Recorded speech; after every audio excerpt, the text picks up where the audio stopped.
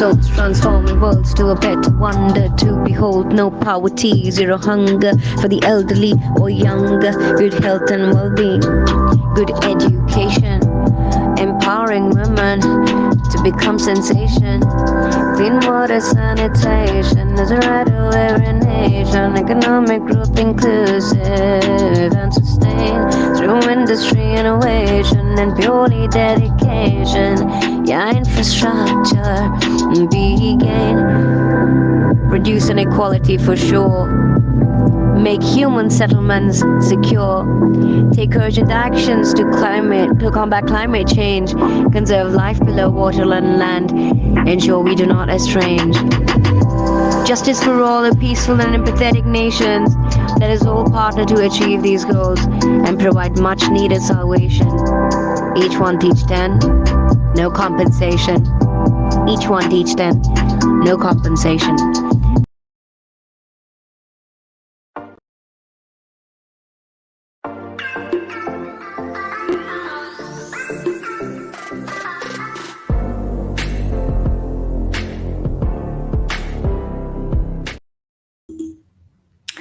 Hi everyone, thank you so much for joining. It has been a long time, but here again, I'm back with yet another episode. So good morning, good evening, namaste, hola, bonjour, keremed, terve, and maraban. This is Namya Joshi, your host for the day. Welcome to episode 78 of the podcast Each One Teach 10, an amazing world of STEM, an inspiring venture where we'll be discussing that STEM is a part of every day for every kid. We all will learn together how to build a STEM culture. Well, for today, my guest is Mr. Michael Barrett from Microsoft Ireland's Dream Space team, trained as a primary school teacher, but has since ventured into the realm of STEM in his role as a STEM education specialist. He is the host of Dream Space Live and has been involved in several Minecraft education initiatives in the Republic of Ireland. A Microsoft Certified Educator, his enthusiasm for gaming and game based learning shines through his work. It's my absolute honor to have you on my podcast today, Mr. Michael. So, how are you doing today? I'm fantastic, Namia. Thank you so much. What a glowing introduction. I love the intro song as well. I saw that there for the first time. That was fantastic. I loved it. Delighted to be Thank on the you. podcast and really excited to be chatting with you. Thank you so much. So, how is the weather there today? Yeah, I think we were chatting just before we went live. The weather in both our sides isn't the best. Very cold here in Ireland. Every time December finishes, I'm always like, okay, brilliant, we're moving into spring. And then I have a very harsh reminder that January is usually the coldest month in Ireland. And it surprises me every single year, even though it happens every single year. So it's very cold right now. What about your side? My side as well, it's really cold, but today is Lodi, and that's a festival that actually marks the smooth transition from winter to summer in my country, India. So I'm hoping for it to get better soon, but right now it certainly isn't. It's literally 9 degrees Celsius, and it's really, really cold. So fingers crossed it warms up for both of us now. Absolutely. All right. So before we begin, we would love to know more about you and the work that you're doing. Yeah, thank you so much. Yeah, so as an introduction, my job title would fall under STEM education specialist for the team Dream Space in Microsoft Ireland. So probably plenty of people listening has never heard of us before. What Dream Space is both a physical location that you can see with my virtual background just behind me here, but we're also a team, and we're a team of teachers that have a mission to bring STEM education to every young person on the island of Ireland. And we do this through a range of different means. So kind of our bread and butter would be having daily sessions with young people. They can be age 6 all the way up to 18 with hands-on STEM activities in our actual physical location titled The Dream Space. That's in One Microsoft Place, the headquarters for Microsoft Ireland in Leopardstown in Dublin. So that was what it originally was. It was purely just those kind of those school trips to us when we launched back in 2018. But since then, the initiative has really, really evolved as the team has grown. And what we do now is we offer STEM education through a range of different means. So we have our in-person trips that still happen every single day, but we also have a range of other ways to engage with the DreamSpace experience. So we have on-demand resources. Our main one would be DreamSpace TV. And we have plenty of seasons of that, ranging from different topics, a lot of the time focusing on coding and introduction to coding. We also have DreamSpace Live, which I'm sure we'll be talking about later on as well, which is our live events, which is our basically live lessons, educational streaming, something I oversee for the team as well. And we also have fantastic initiatives that we look at, new ways and new approaches of bringing STEM education to schools. And there's a fantastic one as well that we run by a colleague of mine, Niamh Hyland, the DreamSpace Ambassador Program, which is actually training students to be leaders in their own schools and deliver STEM lessons throughout their school and throughout their community. And that's just a sample of what we do. So we're a team of 5. We are all teachers, or we have teaching backgrounds. So we very much understand what it's like to actually teach these subjects. And I think that's what really makes the team click. For myself personally, who I am and what I do, I'm a primary school teacher. A trained primary school teacher. So here in Ireland, primary school is from the ages of 4 to 12, and we teach all subjects across the curriculum. I did my Bachelor of Education in Dublin City University a couple of years back, and after that, then I moved into my role here in Microsoft after an internship. And with my role here in Microsoft, I look after 3 core pillars. I look after DreamSpace Live. I look after our Minecraft education initiatives with game-based learning, and a really cool one, and one I hold quite dearly to myself, is DreamSpace in the Community, which is looking at bringing STEM education to rural areas. But I'm sure we'll be talking about all of those in just a little while. Absolutely, that's really intriguing to listen to. That through DreamSpace, you're empowering young people through hands-on STEM activities, basically through in-person trips or DreamSpace TV for coding, live events for educational streaming, as well as ambassador programs for empowering students. That's absolutely amazing. So, can you share a bit about your journey from being a primary school teacher, like you said, to becoming a STEM education specialist at Microsoft Ireland's DreamSpace team? And most importantly, what inspired this transition? Yeah, of course. And it's funny. It's a kind of a question I get nearly every day, because obviously we have teachers joining us with their classes every day. A lot of the time they look at me and be like, "How did you end up here? How are you a teacher in this role?"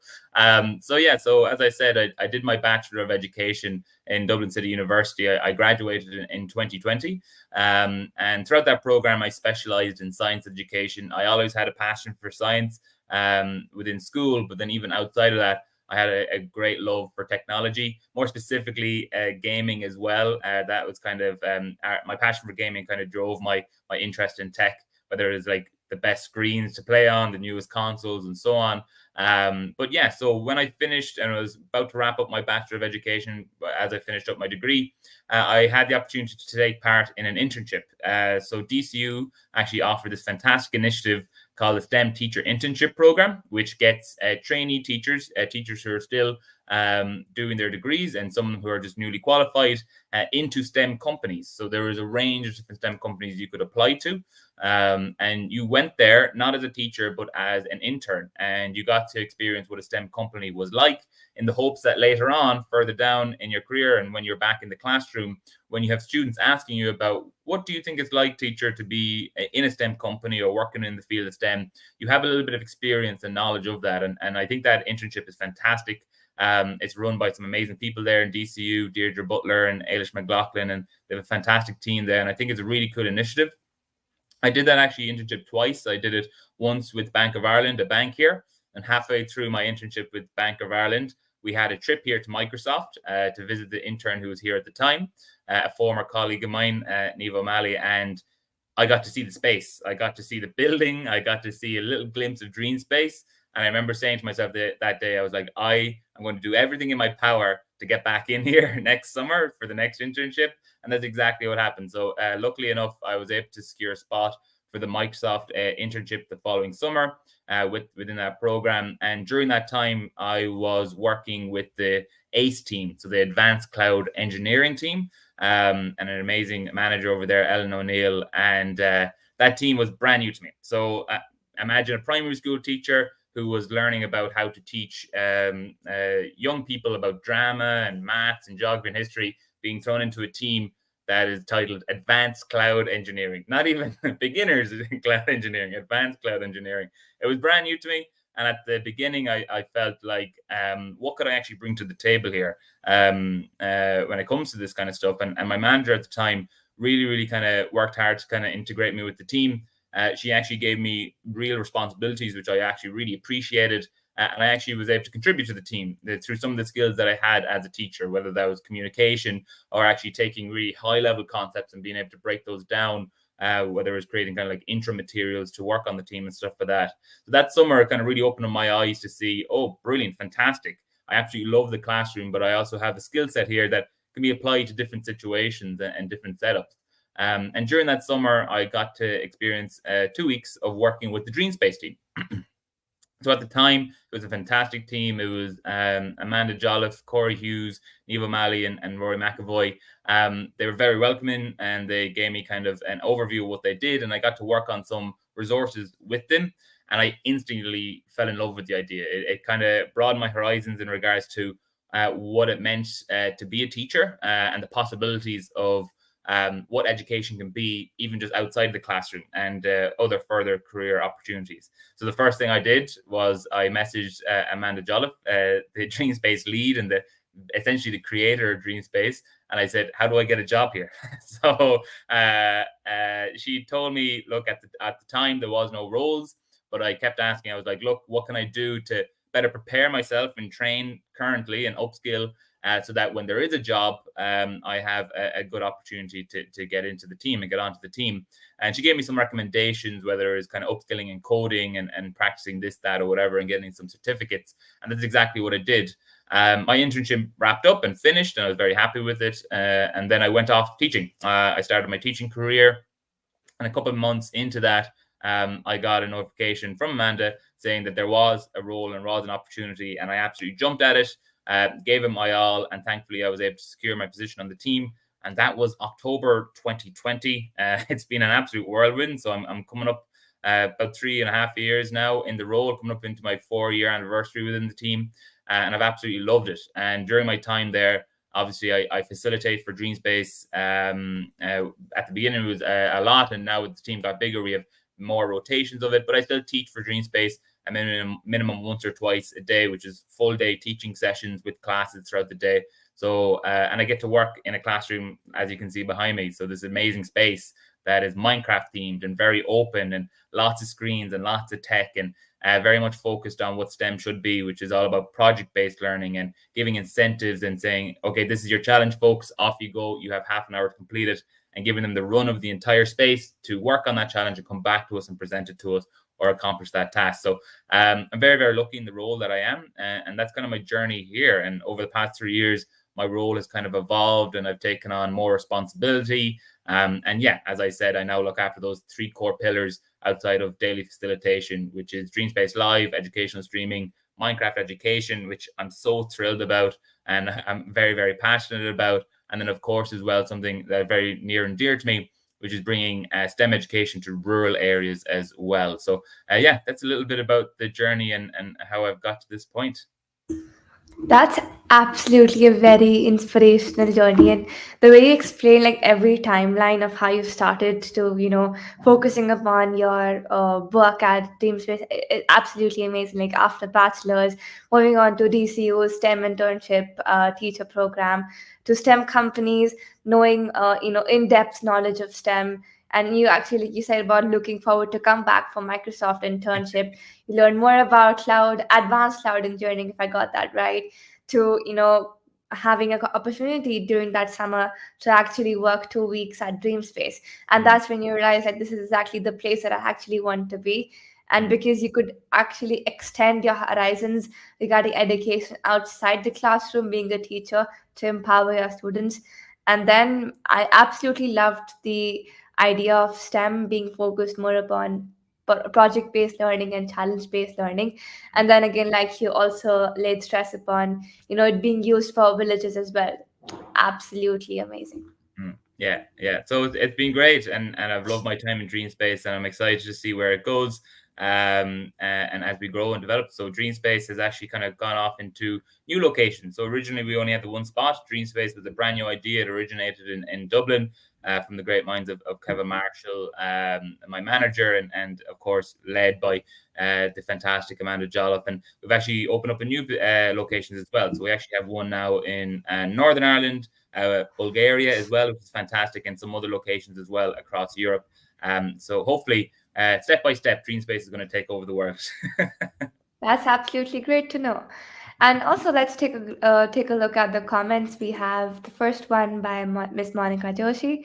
Hello, Namya and Michael. It's so good to see you again in the same screen. Hey, Thank you. Monica, how's it going? It's great to hear from you again. And exactly, I'm thrilled and honored to be on the same screen again and sharing a screen again with Nami. I hope you've been keeping well and hope you enjoy your day of celebration today as well. We also have a comment coming in from Mr. Frank Moody. Thank you so much for joining. And he also says that love that welcoming space with all the windows. Yeah, exactly. Yeah, so that's what it really is all about. It really kind of earns its name of being a dream space. It's very open, glass all around the room as well. A really open space as well. So, what modern classroom should be, you know? Truly, I absolutely agree with that. So, moving on to my next question for you. How does Minecraft education enhance STEM education through gaming and game-based learning in your work? Yeah. So, over the years since I've been with Microsoft and with DreamSpace, a personal passion of mine was game-based learning, and was with Minecraft. Very much down to the fact that I'm an avid gamer myself. I spend a lot of evenings gaming, and I have a personal passion for it. And growing up, I learned so much from it. I can even thinking back, kind of trying to force myself to learn how to read at a very early age just to be able to understand Pokemon a little bit more and that kind of stuff, you know. So I always had a feeling that gaming had a fantastic opportunity there to be educational and be an educational tool. So when the idea of Minecraft education started coming about and really coming in, I had experienced a small bit of it during my Bachelor of Education, but with DreamSpace, we use it as one of our learning tools. So DreamSpace uses quite a lot of different kind of STEM tools. We use Microbit, we use Make Code Arcade, and Minecraft Education would be another one as well. So my personal passion for that has kind of led me to work on a couple of different projects with it.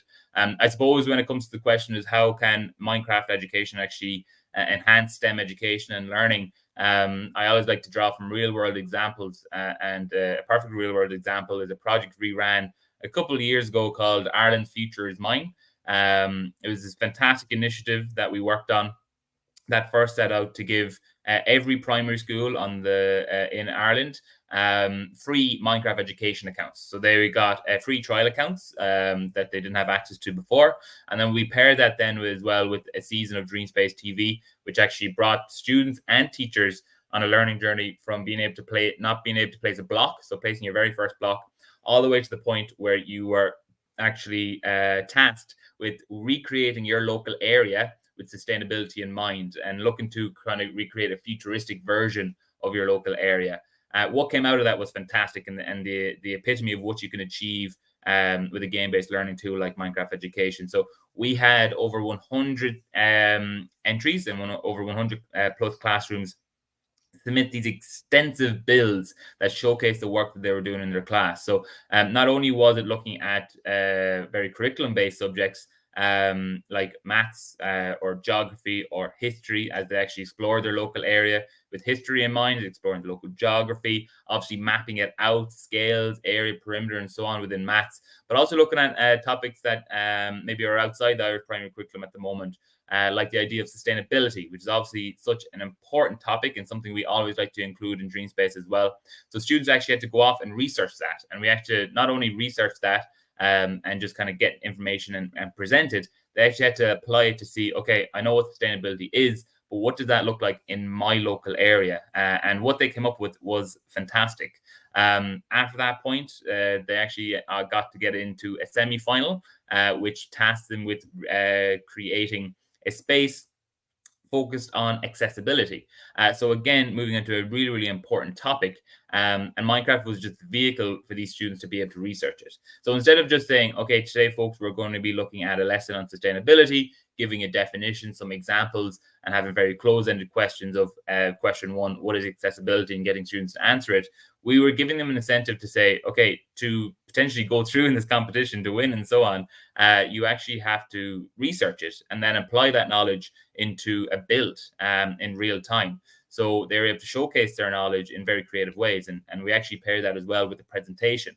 I think a big part of STEM and STEM careers is 21st century skills, which I'm sure a lot of your guests talk about, which is obviously critical thinking, creativity, collaboration, and communication. And those two last ones, collaboration, communication, really shine in this project and really shine in every project I use Minecraft Education with.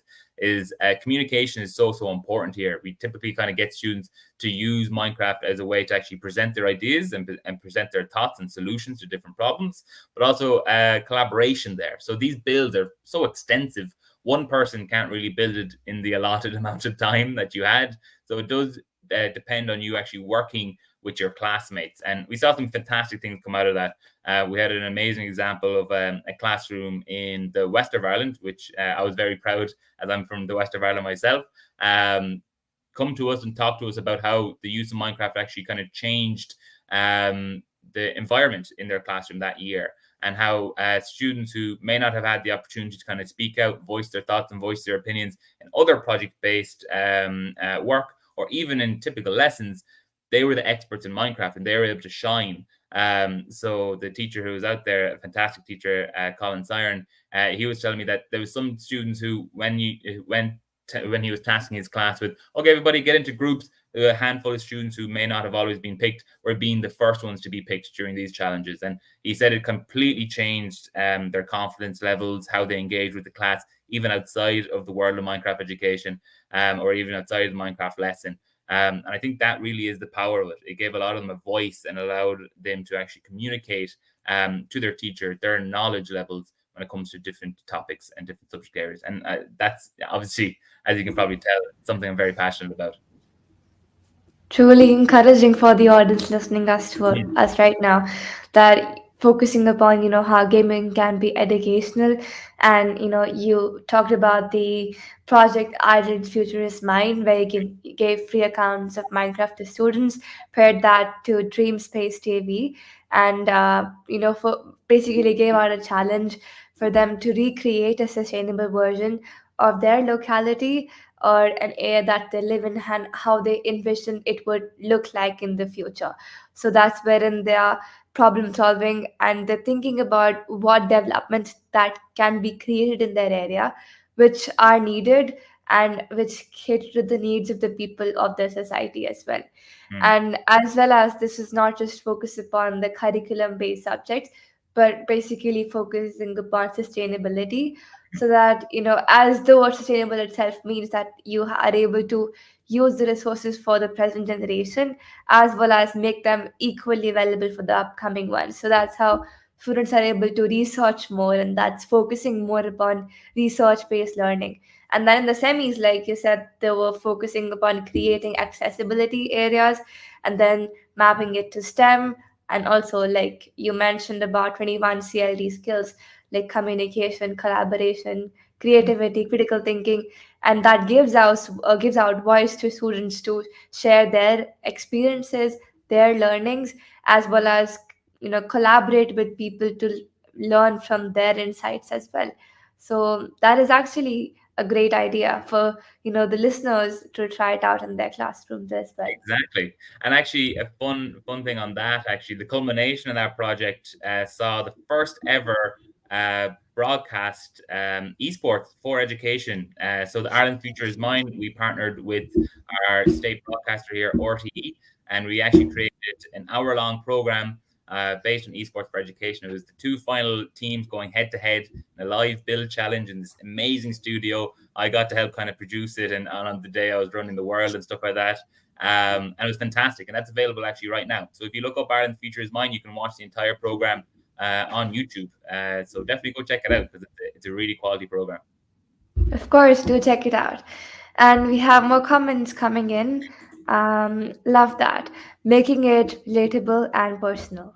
Exactly. Yeah. Absolutely. Student voice, so important. 100%. Hashtag student voice. Of course. Thank you. So, moving on to my next question. In your role, your work with both educators and students, how do you approach bridging the gap between traditional teaching methods and newer, more technology driven methods and approaches in education? Yeah, it's a fantastic question. I think it's a really important part of my job. I do quite a lot of teacher trainings, so upskilling for teachers, and I work with teachers quite a lot. Whether it is with the Minecraft project, whether it is with the Dream Space Showcase project, which is the rural-based STEM education project I mentioned earlier on, and it really comes down to one thing, and it is all about teacher confidence. Right now, currently, the Irish primary curriculum is jam packed. And so teachers are really at capacity every single day to be able to meet those objectives and meet those learning outcomes. So what we kind of aspire to do here in DreamSpace is to try and make it as simple and as easy for them to incorporate new digital technologies or even STEM education into their everyday life as much as possible. So everything we create, all of our resources, we always tie them into actually achieving curriculum outcomes. So as I mentioned earlier on, those episodes that went along with Ireland Future is Mine, those DreamSpace TV episodes, or even the other season, the DreamSpace TV or DreamSpace Bite Size, or all the other resources we create, we always accompany that with a teacher guide that showcases the learning outcomes and objectives you're actually achieving while doing these lessons, because they don't have the time really to carve out an hour to teach a pure STEM lesson that doesn't achieve any of their other outcomes, because that's just really how busy the curriculum is right now. I know the Irish primary curriculum is looking to evolve and rejig itself over the next coming years, and it will have the inclusion of STEM, which is fantastic to hear about. But for now, we're trying to make it as easy and as accessible for teachers to actually roll out STEM education into their classroom by saying, look, you can do this while also achieving your geography outcomes or your history learning outcomes and so on. But outside of that piece as well, the big thing that I always like to note in my Minecraft trainings is it's the confidence piece. And that can kind of be broken down into two big things here. The first one is support. So whenever I run a training session, I always like to share my contact information. And I always say, look, you're not on this journey alone. I'll be there to help you out. Whether it is a question that relates to our training or even in the world of STEM, the DreamSpace team is so really passionate about it. You can shoot us questions and ask us questions, and we'll do everything in our power to support you in that journey. Especially if you've never experienced STEM or coding or even using new technologies or learning tools like Minecraft education before. We don't want you to be overwhelmed by it. So we always want to express, and me personally as well in my training, I always iterate this: morning, noon, night, afternoon, shoot me an email or even give me a buzz, and I'm going to help you out as best as I can to solve that. Whether it is a pedagogical issue, saying that, okay, our class aren't really meshing well with this Minecraft lesson. How do you think I can split them up better? How do you think we can have some better classroom management going here? Or even if it's technical issues as well, because I think that's a big issue that teachers have quite a lot, is that they're trying to roll out a fantastic new lesson using a new digital tool, and there's some technical hiccups that can be quite frustrating and time consuming. So we also like to support there as well. The second thing that kind of falls under that teacher confidence banner is setting expectations. And I say these to the teachers I work with all the time, the amazing teachers that I work with. And I always say, look, you got to set your expectation here. If you're going to roll out a Minecraft education lesson in your class, you could quit your job today as a teacher and play Minecraft every single day for the next 2 years, and you still won't be at the level your students are when it comes to Minecraft expertise.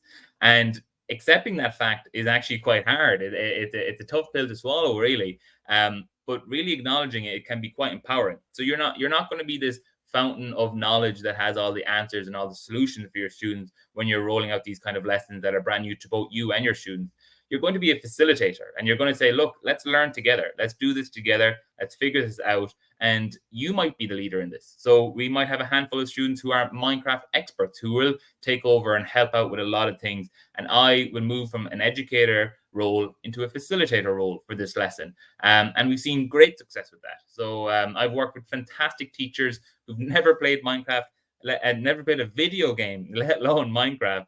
and they have been fantastic Minecraft educators in their class, or even new learning tool educators in their class, because they understood, look, I have a group of young people in front of me whose generation is based on using this kind of technology. They've grown up with it. They're very knowledgeable on it. I'm going to utilize that confidence that they have with it to actually do some really cool and fun stuff in my class and let them be the experts. I'm going to just assist them. I'm going to set that challenge, or I'm going to give that incentive, or I'm going to give that learning goal, and still have my learning outcomes that I want to achieve. But we're going to achieve those together instead of me just setting it for my student to work towards. And I've seen some fantastic examples of that here in Ireland. There's a fantastic teacher I work with, Mr. Grundy. He used to actually call his oldest class in his school his IT team. So he only had 6 in his class, and he would call his oldest students the IT team, and they would actually fix IT problems around the school. And I thought that was a fantastic idea, not only from the fact that they actually were able to solve tech issues and they were very tech savvy, but they also gave a lot of responsibility for the students to be leaders and to be have that kind of position of, let's say, power of responsibility in their school, which is so important for young people. Absolutely. That is indeed really, influencing for everybody. So, like, you're focusing more upon, like, it is Minecraft in a way simple for incorporating, even when teachers do not have the time to like focus upon a full STEM based lesson. They can always have the mixed approach, and like as you said, that you provide them the support to make them like feel like they're not alone, and they have the help that they need. They'll always reach out to you for that, and they can easily focus upon classroom management as well as the tech issues.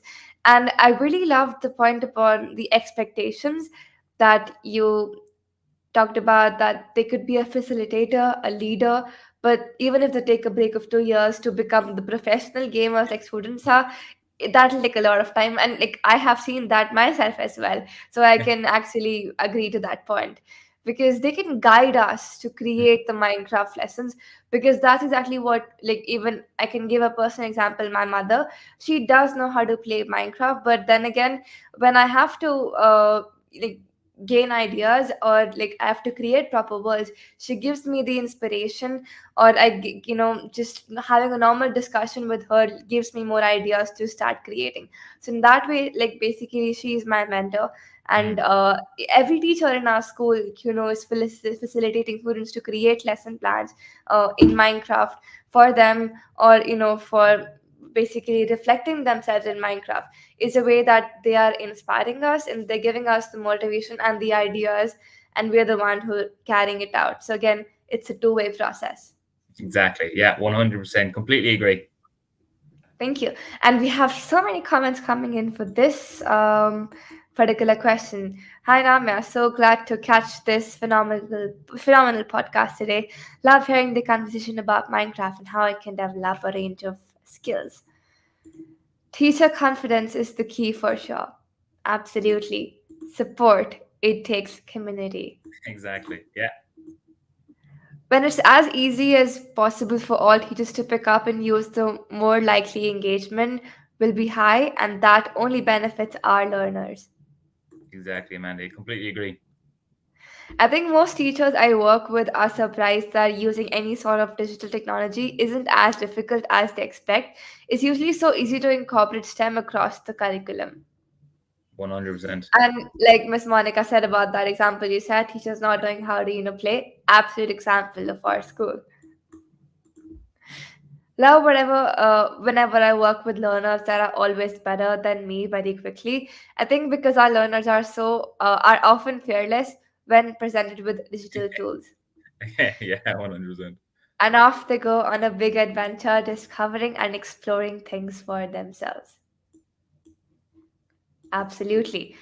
Go ahead, please keep on chiming in your comments. And if you have any questions for Mr. Michael, please go ahead and put them in the chat box and we'll entertain them as well. So I have a fun question to ask you. Which is your favorite Minecraft mob? Ooh, that's a fantastic one. It is a tricky one. I'm actually going to be, let's say, unique in this, and I am probably biased because after the past 4 years, I think I've played more Minecraft education than I have base Minecraft. So I'm going to go with the agent. So our agent who represents coding within Minecraft education, I think quite unique. I do like the fact that it is so unique that it's only found in this version of Minecraft and not others. So a lot of the time when I do lessons with young people who are Minecraft experts and they think they know everything to do with Minecraft, and you press C on your keyboard and this little robot pops up and they're like, who's this? What is this? I've never seen this before. For that moment alone, I got to go with the agent as the favorite mob in Minecraft. What about you, Namya? For me, in the beginning, it was the Ender Dragon because Right. I used to I know how to kill the Ender Dragon, but then again, my easiest way when I was quite young was /kill@E. I know Minecraft listeners know what I'm trying to say, Yeah. but then again, for me, I would actually agree with you. I like the agent as well because I love coding with it, and then again, like you talked about it being available only in Minecraft Education. And besides that, I actually love to experiment the agent with the chemistry update because that's again only available in education edition of Minecraft. Yeah. So I love to use the coding to create several balloons at the same time, different assets to create the sparklights, and absolutely amazing. I think with your command there to kill the Ender Dragon as well at kill as well, or your command there to kill that entity. I think I have to use that quite a lot in class as well, especially if you accidentally click C and agent is occupying a space and you need to place a block there. And I always think it's quite harsh that you have to use the command to kill agent. And sometimes I'm just doing it really quickly. And I do a lot of teacher training as well. And some of the teachers are horrified that you're typing in kill at C as a command, Truly. But if you have to end all the hodgepodge happening in your world, then you always have that command to kill any, mobs. Like especially sometimes when I'm building something and the mobs start troubling me, so I just do add kill everybody in the game. Yeah. So now I'm happy I'll be able to build whatever I want to do. Exactly. Okay. Yeah. So thank you for answering that question. So I want to know that as someone with a background in gaming, like you said, you've been playing games for quite a long time, you've been an avid gamer. How do you balance the entertainment aspect of games with the educational potential they offer, especially in the context of Minecraft education? Fantastic question. A really important one.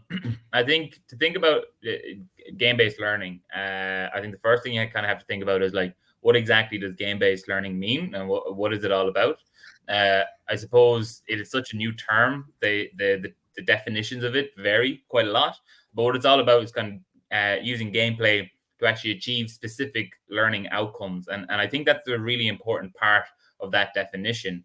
I think it's something I say to the teachers I work with quite a lot is that Minecraft education or game-based learning, or in this case, digital game-based learning, shouldn't just be viewed as either something like, oh, it's Friday afternoon, let's everybody just boot up Minecraft education, let's play around with it for a while, do whatever you want as a reward, or okay, your teacher's off today, substitute teacher's in and we have a free class, let's just do an hour of Minecraft just to pass some time. I think you need to move out of that mindset and look at it like it's an actual learning tool that can be used to achieve specific learning outcomes. So you should be running lessons that incorporate Minecraft education. It doesn't have to be based purely within the world of Minecraft. That's something that I think teachers don't understand as well, is that what I'm asking of you to use in your class isn't just from 9 to 3 in your class, you are just looking at Minecraft. There's so much pre-learning you can do. There's so much post-gaming learning you can discussions you can have. And the actual playing of the game as well can just be an aspect of it. It's just to enhance the lessons you're traditionally using anyway. So achieving those specific learning outcomes are so important. And a big task that I always have for my teachers is that I work with is that, look, first and foremost, tell me a lesson that you teach every year. So a lot of the time teachers teach the same lesson every year to a new class group. So tell me that lesson, describe that lesson to me, and let's see how we could enhance that with Minecraft education. Not fully replace it, just use everything you've done before, but let's see where we can actually use Minecraft to enhance it. And why is it worthwhile? So then you have to kind of come up with a little bit of an argument for why teachers, especially if those who are quite wary of Minecraft, why they should actually invest the time in learning about it and introducing it into their class. Well, it's because of a handful of reasons. I think the first one is purely motivation. I think we're living in a world right now, and I see it personally. It's not even young people. I see it personally. I waste so much time on Instagram Reels or TikToks. My attention span is literally like 30 seconds long. And I'm sure that's quite a lot for like a lot of young people as well, and students. So we have to really understand that. But then commercial video games still showcase to us that young people can engage with a single task, a single focus for a prolonged period of time. So you might have students coming into you saying, last night I played 5 hours of Fortnite, all right, and I didn't go to bed until 1 a.m. That's not necessarily a good thing, and that's not what game-based learning is promoting. But what it is saying is like, look, this student engaged with one activity, one task for such a prolonged period of time. Let's see if we can use that and actually couple it with some of our traditional lessons and curriculum areas, and see how we can have that prolonged engagement using this tool and using this platform. And that's what I always tell my teachers as well, to say, look, this is how you really motivate them. This is something brand new, and this is meeting them at the level that they're at in regards to what they're interested in. Whether it's them in being interested in Minecraft, or just purely that it's something not really conventional in their classes. They've never done it before. It's new and it's exciting, and they're going to be thrilled to look at whatever lesson is wrapped around it, whether it's exploring ancient Egypt, whether it is doing a math problem and representing fractions with blocks in the game, or exploring one of the worlds built into the game itself as they learn about Nobel Peace Laureates or something along those lines. It is a fantastic way to kind of engage them. I think the final one, Nami, then I always say to my teachers that I work with, is that video games is a fantastic environment for failure, right? Video games is all about failing, right? And I always use this analogy to teachers, is that in the original Super Mario Brothers, you spawn into the world as a little Italian plumber, and you don't know what to do unless you've read the guidebook, or you've played Mario before. You don't understand what the buttons do, whether it's how to jump or how to move your character. You're in this world, and you have a tiny brown little mushroom-looking character, a Goomba, walking towards you, okay? And if you don't do anything, you will be hit by this enemy, and you will lose a life. So you're technically failing. Now, people and players, when that happens, they don't say, okay, that's it. I've lost. The Princess Peach won't be saved. Bowser wins, and they turn off the games console. They say, okay, next time I'm going to test things out. What does this button do? What does that button do? You finally figure out, okay, this is how I jump over the enemy, and this is how I navigate the map. So you've learned from failure there. And I think that's what we really should be emphasizing to our students, is that failing is not that big of a deal. That's where real learning is happening, is that when you try something, it doesn't work, but then you keep the perseverance there to say, do you know what? It didn't work that time. Let me try something else. And here in DreamSpace, we do a lot of coding. Computer science is a massive part of the lessons that we run. And I think that pairs so beautifully with coding, is that coding is, you're not going to have your program run successfully the first time. You might not even have it run successfully the 10th time. The idea that you're going to keep going, keep looking for those mistakes and those bugs, correcting them, and then running it again is going to be so important.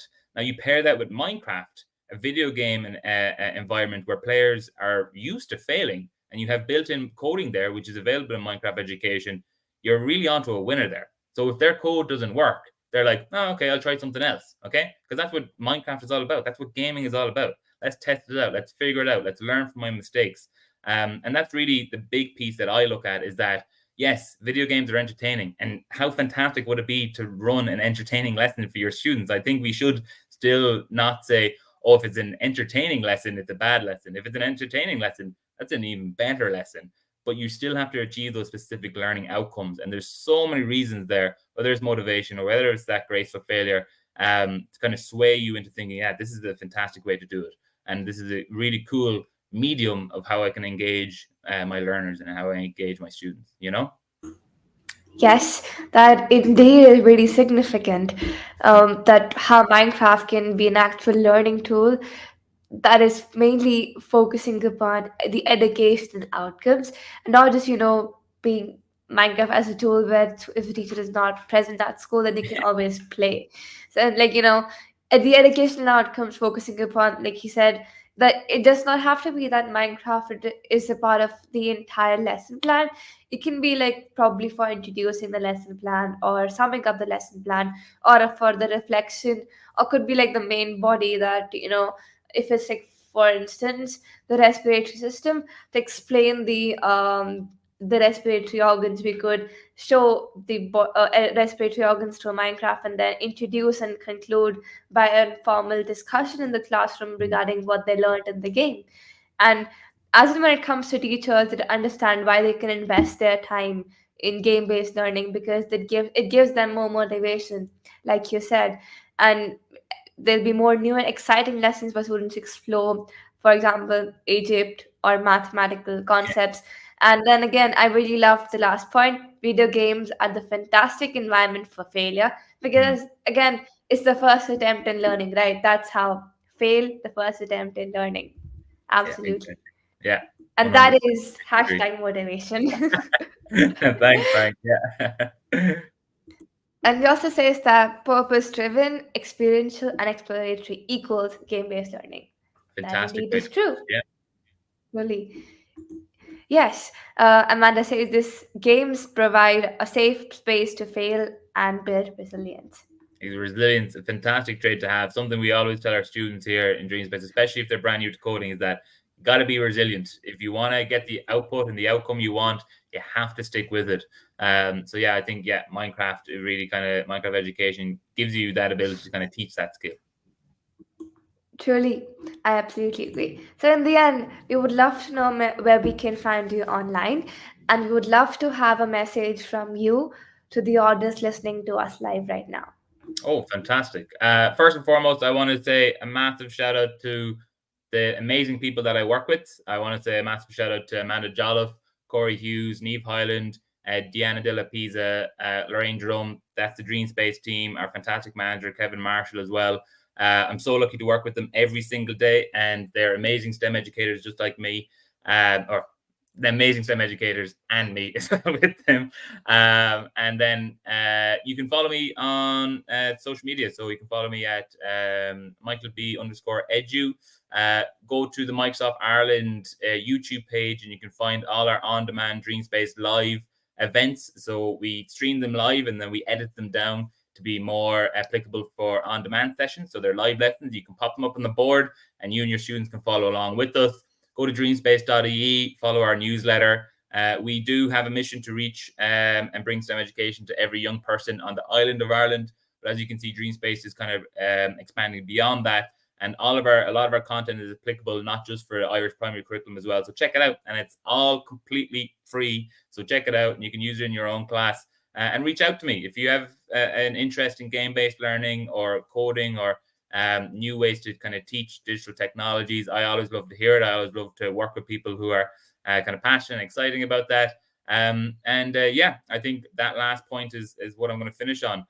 Whether you're a teacher, whether you're a student, whether you're someone just coming into the world of STEM or even STEM education, don't be afraid to fail, because failing, as you said, Namia, is the first step in learning. And I think that's what it's all about, and that's what we're trying to achieve here. Thank you so much. And we have another comment coming on from Mr. Manon Watkins. So inspiring. Thank you so much. And absolutely failing in the first attempt in learning. So listening to you has just reminded me of this fact that purpose is the reason you commence on a journey. Passion is the fire that lights the way. So thank you so much, Mr. Michael. It was amazing talking to you today, and a lot of insights that we've attained from you. And I'm sure the audience listening to us right now will use that in their classrooms to make them more lively. Fantastic. Amazing. Really appreciate it, Namia. Thank you so much for having me on. I'm honored to be on here. I'm excited to work with you again in the future. All the best to you, and have a fantastic day. Thank you. And thank you everyone for listening to this episode, and I'll see you in the next one. Till then, each one, teach 10. Have a nice day. Bye-bye. Bye.